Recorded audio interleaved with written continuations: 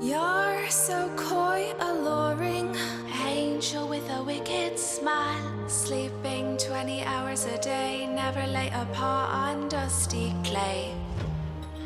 I'll keep your litter natural, no chemicals in your nostrils, just corn below, so every time you go you'll know your don't stink. World's best cat litter for the world's best cat.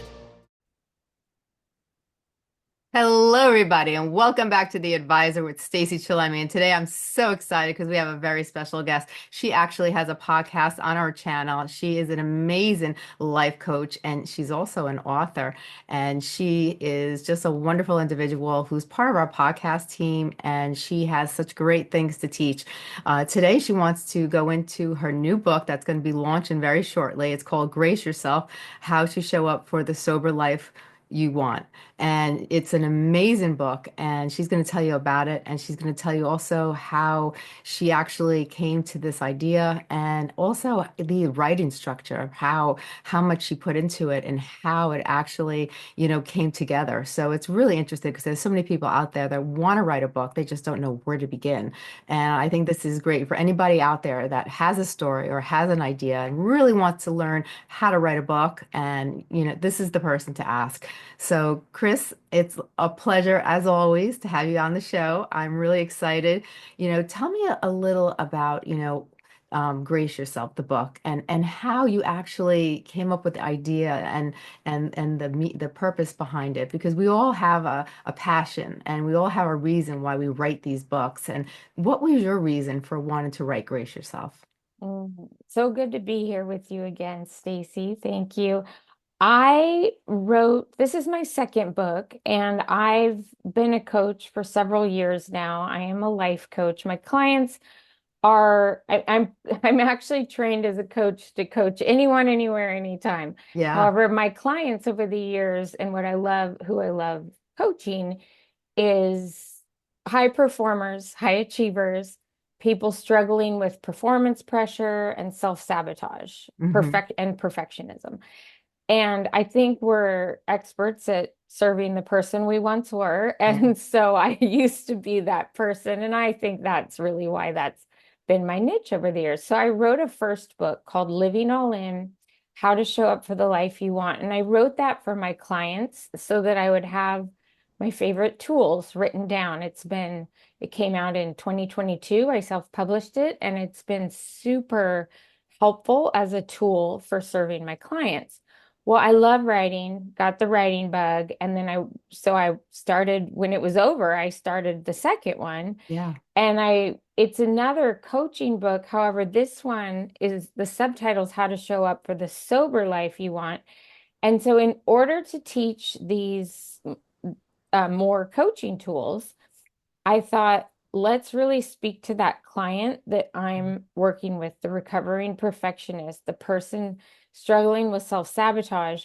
So I am sober. I got sober in 2007. So I've had 18 years of recovery Yeah. experience. So in this book, I share my story of alcohol addiction in order to help other people with whatever their stronghold is. So it's not a book only for people addicted to alcohol. Yeah. It's for really for, like I said, for people struggling with anything that has a hold on them, anything that's tripping them up.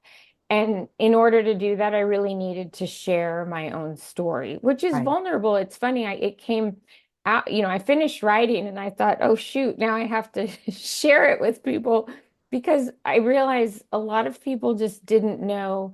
They knew I didn't drink alcohol. They didn't know why. I never thought to, over time, you don't really just go around blabbing your recovery story to Yeah. everybody. I wasn't ashamed of it. It just wasn't a part of my life I needed to share with everybody. My Right. close friends knew. Um, but some close friends didn't know. And when I finished writing the book, um, even good friends and family are like, "Wow, I didn't know all this." And Yeah. it's been good. I'm glad I did it. It's a little embarrassing to get vulnerable like that, but it's going to serve a lot of people, and I'm happy. I'm happy it's coming out now. And I should say too, it's not like I had this secret to myself. Yeah. I talk a lot about community in the Mhm. book, and my recovery community knows I'm so like I have a whole group of people Yeah. that know that I am in recovery with that knows my story. So when I say nobody really knew, or a lot of people didn't know, I mean in my, personal and social life. A lot of people, have a hard time, sharing a personalized story like that.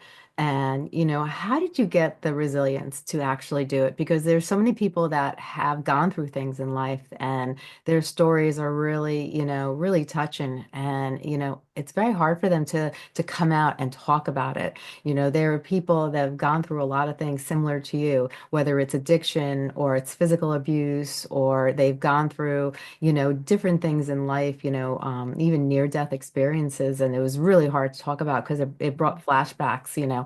How did you get the resilience to actually, come out and say, I'm going to share this story. I'm going to help others through my message? Because a lot of people want to do that. They want to be an author. They want to share their story. They want to share their message, but they're really scared to really come out and because they're worried about what others are going to think, or they're worried, what's going to happen, if I share my story with the world. Two things. One, you don't have to. Nobody had you don't we don't have to be loud and proud and go telling everybody. I think it's important if someone has trauma in their life though to talk about it to at least one person. We live in a day and age where we have support groups for everything. Yeah. So I'm a huge advocate for community. Yes. But I also am an advocate for anonymous communities. We Yeah. don't have to, um, just because we don't want to share with people who may not understand, doesn't mean we're keeping it in the dark and are shameful about it. That's important. Just you don't, the only way to take shame off something's not to go talk about it. It's just some people aren't on the same frequency. So the community groups are great, whether it's abuse or any like all the things you just mentioned. Um, they're great because you're in community with somebody who's been where you've been and who wants to stay unstuck and get where you want to go. Right. So that's the first thing is you don't have to go write a book and tell the whole world about it. That is not necessary to heal. Right. The second thing is writing, the act of writing, whether it's in a journal, a book, on your computer, wherever, is very healing. Yeah. So I think that when somebody's working through something, writing will help. It Yes. doesn't mean you have to show it to everybody. So for me, when I wrote this book, and this is what I want to tell people thinking about writing a book, is write for you. Don't write, know who you're writing to. For me, I was writing this for myself and Yeah. to that person who may be where I once was. And I had a very specific person, not a whole audience, a Yeah. person in mind that I was writing to. Right. And so write to that person. That person might be yourself, it might be someone else that Yeah. is stuck and you want that person to know these lessons. Don't write for everybody. Don't write thinking everyone's going to read this, because if I did that, I wouldn't have finished the book. That Right. can be terrifying. Yeah. So you can write and write and write and write, and with the mindset that nobody needs to see it. Yeah. For me, I think after I did finish it, I had enough people that were really supportive that I trusted with the manuscript that said, Mhm. yes, let's do this. We want to support you and get these words out into the world. Um, and so that support gave me the courage just Yeah. to, because at some point I have to get over my embarrassment and not waste a pain. Yeah. And if I have a story that can help other people, then I do want to share it. Yeah. That's just my experience. So it can look different for everybody. Oh, For sure. I know when I wrote my books, I focused on, like you just said, I focused on telling the story to myself. And then I remember when I finished the manuscript and I gave it to, someone to just look at, they didn't go through what I went through. So they didn't really, some of the stuff they just didn't relate to. And they're like, I don't understand why you put this. Maybe you talk too much about this. But they didn't walk through my shoes. And if I showed, I probably should have showed the manuscript, not to a family member, but somebody who actually experienced it. And I think I would have got better feedback. And I say, to people, don't listen to other people's feedback, especially if they haven't walked through your shoes, because you really have to do it for you. This is something that really, when you write a book, you're not going to make $1 million off the book. You're not going to, a book really is to help others, and it's to show that you have credibility, to show that I understand. I understand this topic. I've been through it. I have experienced it, and I can help you. And when you had all these thoughts going on in your head, because like all these things you've gone through, how did you begin? Because a lot of people don't know where to begin. They don't know what the title is going to be. They don't know how to start the book. They don't know, they don't know what chapters to put in it. How did you actually organize everything, step one, and you started to actually put everything together and make your way down the line? I think a great way to start writing is to start with the end. So Hmm. if you're writing fiction, know how the story ends, and then how it begins will come naturally. Right. So writing backwards in a sense. If we're writing self-help, both my books are self-help, uh, know know the end of that. Who did you become? Yeah. Right? Not that we're not evolving all the time. Yeah. It's just at the point of time when I started writing the book, who did I become? And then ask yourself, how did I get there? Yeah. And write those things down. And then that way the strategy will come out. Right. Exactly. Exactly. When you were writing, did you get a lot of thoughts that came through your head as you were writing? Because a lot of times writers will say, as they're writing, all of a sudden, emotions start to develop and all of a sudden a gush of thoughts start coming through their head. Did you experience that when you were writing? Absolutely. It's a transformational process. So there's not I'm not just putting knowledge I have down on paper. You're learning as you write, which is Yeah. why I think writing, even if you're not planning to show it to anybody, is a wonderful way to heal and grow. Yes. It is. It is. I know when I wrote my one of my books, I started as a journal. I started Right? writing as a journal, and then I realized that it was very therapeutic for myself. And then I turned it into a book. And then someone had emailed me and said, I just want to say thank you because I was on the verge of suicide, and you Oh, saved my life. And I think that was the most rewarding experience that I ever felt. And I couldn't even explain it in words. And it was just, because someone understood what I was going through. Someone, yeah. and then from my own perspective, I gave a solution of what I did to help myself. Yeah. And that inspired that other person to take some of that advice and apply it to their life, and it worked. And I think that's what books are about. Books are to help Hmm. others really grow, to teach, when it comes to self-help. It really is to just to inspire, to give them guidance, to show them other ways, maybe help spark the light bulb to go on, because sometimes Yeah. people feel lost. They just don't know what to do. Yeah. Well, and I think sharing stories is how we all know that we're not alone. Yes. That's what why recovery groups works. Mhm. In recovery, we don't sit around and give advice and tell each other Yeah, what to do. We just sit there and exactly. share stories. Yeah, So you feel connected, you know you're not alone. While right. everyone's story is not going to look exactly like yours, it's a group of people who has the same goal in mind. You're all Yeah, headed to the same place, right? I say with alcohol recovery, and I say this in my book, that why I drank is not as important to me today as why I don't drink. And right, when I'm in a recovery community, I'm in a room full of people who have the same goal of not drinking. right. We all have reasons, way different reasons that we Yes. drink. Yes. right? We drink happy, sad, mad, or glad. Like we don't sit around and talk about Yes. that. We share experience, strength, and hope for why we don't. Right. And I love what, your take on writing. Yeah, people, if someone's thinking of writing a book, you won't get rich from it. It's going to be, unless you're Stephen King, it's Right. going to be a supplement to what you're already doing. Yes. And I love what you said about the person who gave you feedback and was about to commit suicide. And the thing to remember is there are, what about all the people who didn't reach out that you Right. helped?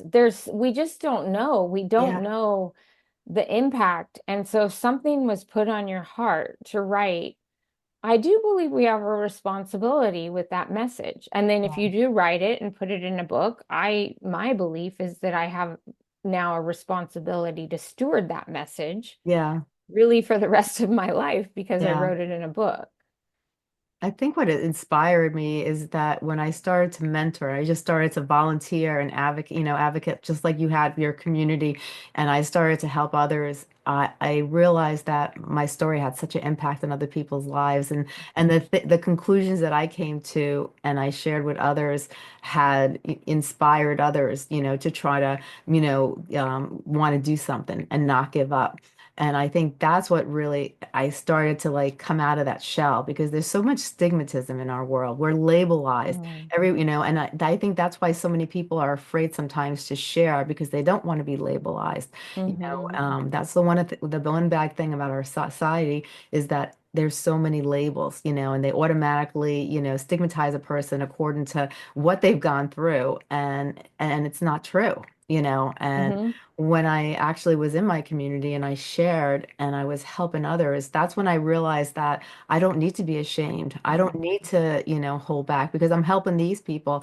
So I should, mhm, try to take my story and help others, and if I could mhm. help one person, imagine what I could do, And it's funny that you said you're not alone. That's why, that's the one great thing about sharing your message. And that was the first thing I called my book. I was like, epilepsy, you're not alone, Mm. what made you decide on your title too? Because you wrote the book from the end and then you worked your way up. But how did you decide on the title? Because the title is really a very important factor of the book.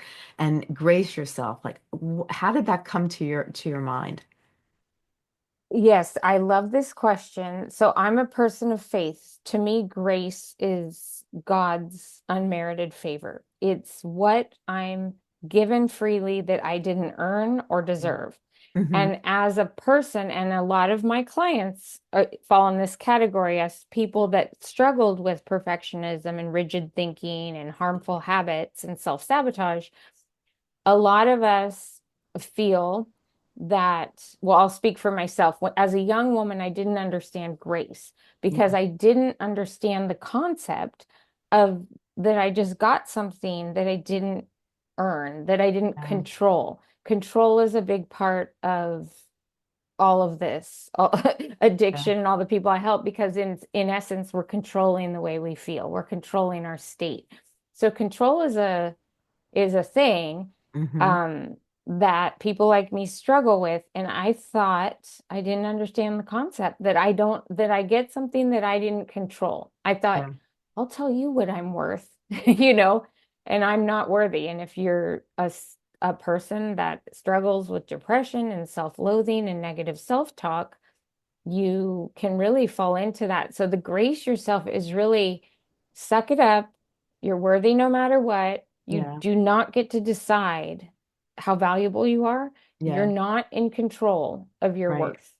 And Mm-hmm. so that's really the underlying theme of the entire book. Wow. I And love that's that. where the title came from. Yep. That's amazing. That's amazing. And it's so important like to have a title that really sums it up because a lot of times people will put a title, but they don't put thought into it. And then people don't understand what it really means, like, Mm-hmm. what the book is about. So titles are very important because we're talking about Mm-hmm. creating books and stuff like that and for people who want to know. But just like you had a purpose for this title and the way you worded it really sums it up. It was Mm-hmm. brief, blunt, to the point, and it really sums it up. And I think people should realize when, if they are considering writing a book, to do it the way you did. You know, you basically, there's a special meaning behind it. And then you basically in a title and a subtitle, you basically shared exactly what the book was going to be about. So people look at that title and they know what it's going Hmm. to be about. Now you have, Yeah, it's go ahead. important. Well, No, I was going to say, even if, people, yeah, a clear, concise title, and your title should always let people know what the book's about. I don't think Grace Yourself it's a great title. I don't think people would know just from that title what the book's about. So subtitles are really important. yes, exactly. Right. Hmm. Yes. Now, you also the vibrant colors you used. How did you go about, choosing the cover?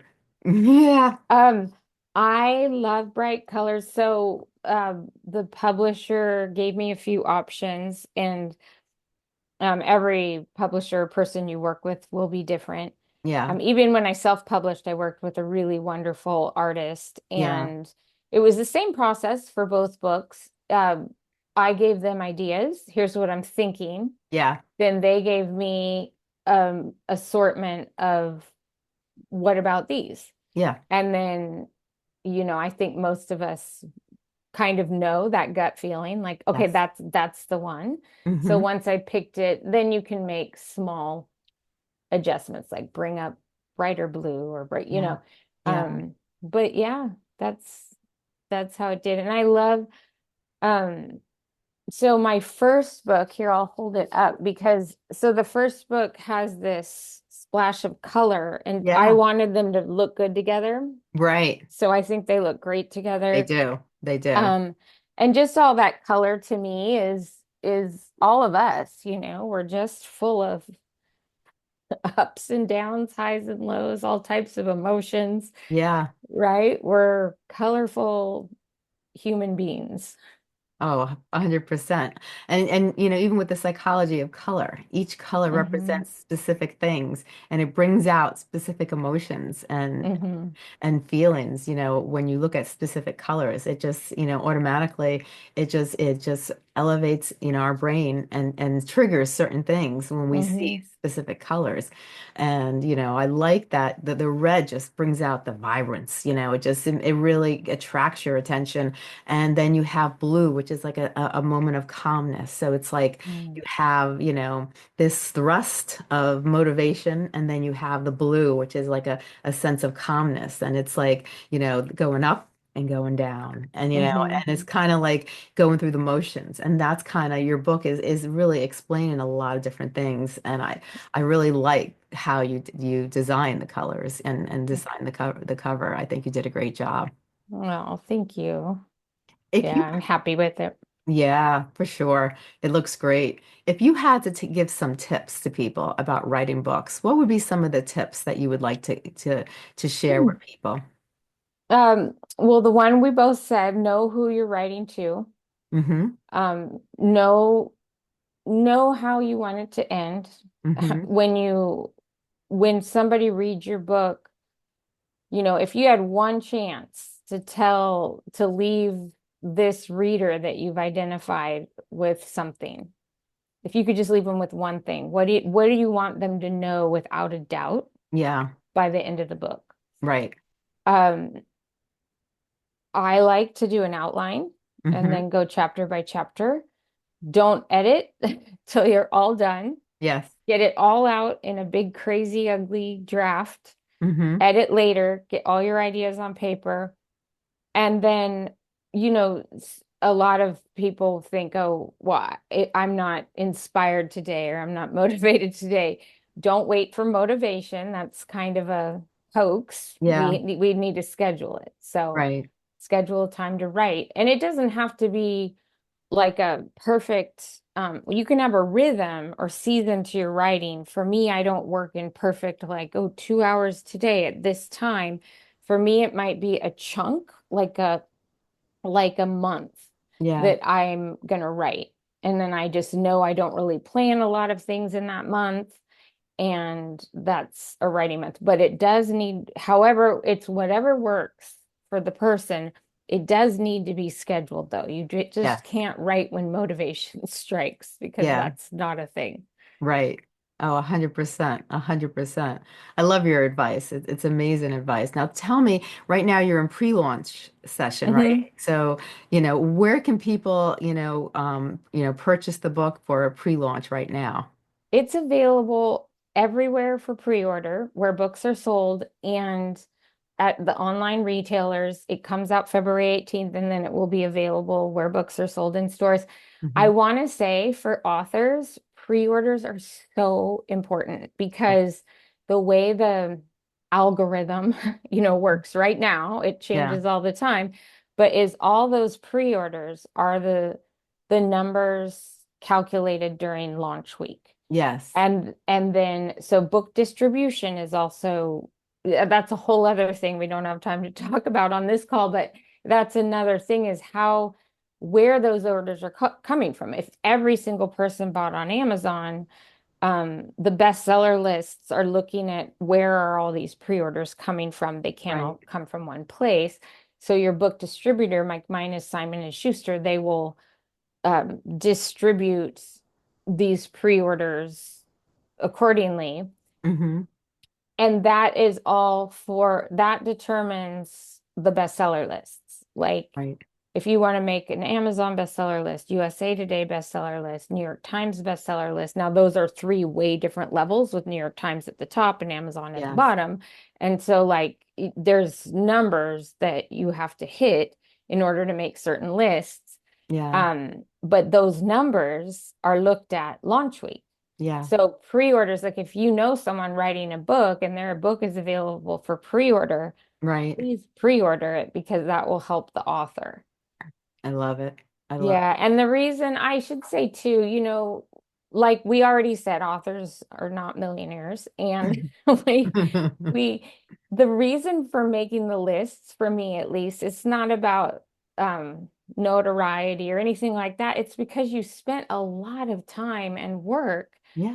on your message. And so Right. you want the message to have an impact. Yes. I mean, we're doing it to serve people, to help Yes. people, to get these 100%. words into the world.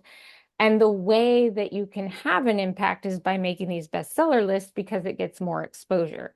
Right. So I should say that too. It's not about fame or I don't I'm friends with a lot of authors. None of us are, there's easier ways to have fame and notoriety than grinding over writing a book. Oh, yeah. So yeah. It's so true. You know what? We do it because we love what we do and we want to help people. And that's what really it Hmm. boils down to is just wanting to help people. Now, if, Hmm. if people wanted to get in touch with you or maybe even find your book, can they find it on your website? Yes. So my website's always updated, chrisjansencoaching.com. Hmm. And from now till the end of February, we can go to graceyourselfbook.com and pre-order directly through me. And I still have a few bonuses left for Hmm. bulk pre-orders that are there. I'm running out of them, but Hmm. they're they're there now. So, but always you can always go to my website, chrisjansencoaching.com. I love it. I love it. And, just let people know a little about your background and your services because you are an author, but you do life coaching and you have a great background, educational background. So share with people some of the services that you do also. I have a master's in counseling psychology. My undergrad is psychology. And then when coaching came on the scene, I went back to school and became a board certified coach. So I work as a life coach. And all my services are available. People can work with me, and that's on my website, chrisjansencoaching.com. I love it. Well, this has been amazing, Chris. I love having you on this show. I wish you the very best of luck. And tell everybody when it actually will be published, when they actually, when it comes out. February 18th, I this love month. it. Yeah. Oh, how excited. Congratulations. Thank I'm you. very excited for you and I'm so proud of you from all the accomplishments that you've made and I think this book is going to be fabulous and I think it's going to help a lot of people and Thank you so much for taking the time out to write it and share with people and share your message. And I know it's going to be a success and you're going to be able to help so many people because you have just a wonderful story and your ideas of helping people and different methods and strategies are just unbelievable. So I really commend you for everything you do. Thank you. Well, same to you. Thank you for writing all of your books and for everything you do. I mean, it's important work and I appreciate it. Oh, same here. Same here. Well, you have a great day. You too, Stacey. All righty. Bye bye.